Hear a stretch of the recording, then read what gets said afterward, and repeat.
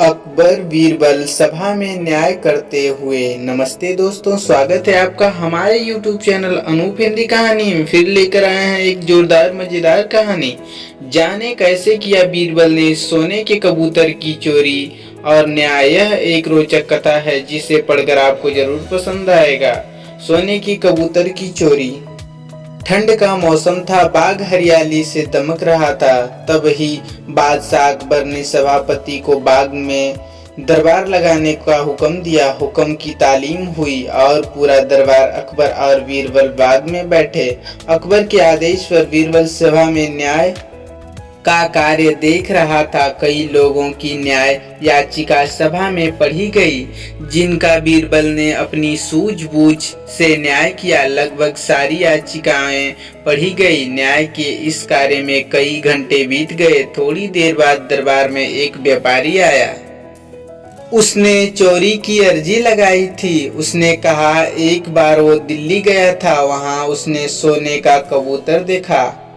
उसके पंख सोने के थे। उसने वो कबूतर पूरे 10 सोने के सिक्के देकर खरीदा था। दिल्ली से आने के बाद उसने उस कबूतर को अपने घर में पिंजरे में रखा था और रोज सुबह और शाम उसे दाना डालता था। रात्रि को उसने दाना डाला था, लेकिन अगले दिन उसने बाहर जाना था, इसलिए यह कार्य घर के नौकरों को सौंप दिया। जब वह वापस आया तो कबूतर पिंजरे में नहीं था। अब उसे नौकरों पर शक है कि उन्होंने मेरे कबूतर को मार दिया, पर उसके पास कोई सबूत नहीं है।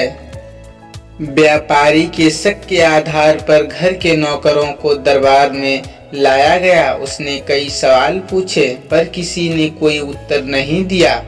समझना मुश्किल था कि कबूतर को किसने गायब किया।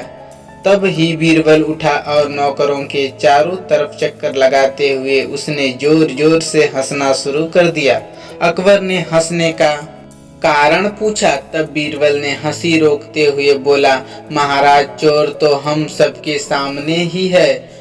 उसने जब कबूतर को पकड़ा तो कबूतर के पंख उसकी पीठ पर कमीज के ऊपर चिपक गए हैं, जिसे वो हटाना भूल गया और दरबार में आ गया। बीरबल की बात सुनकर एक नौकर घबराया और उसने अपने हाथों को अपनी पीठ पर फेर का जानने का प्रयास किया कि क्या उसकी कमीज पंख है।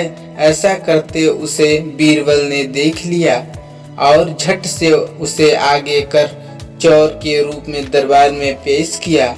सबने उसकी कमीज देखी जिस पर कोई पंख नहीं था। तब बीरबल ने कहा उसने चोर को पकड़ने के लिए झूठ कहा था।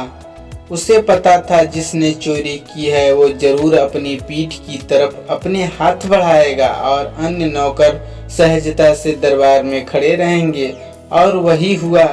इस तरह बीरबल ने सोने के कबूतर की चोरी का न्याय किया, जिसे देखकर फिर से अकबर ने बीरबल की तारीफ की और सभी दरबारियों का चेहरा उतर गया। अकबर बीरबल के किस्से बहुत ही रोचक होते हैं। आपको यह किस्सा कैसा लगा कमेंट बॉक्स में लिखें। अन्य पढ़ें मोटिवेशनल हिंदी स्टोरी और हमारा YouTube चैनल अनूप हिंदी कहानी।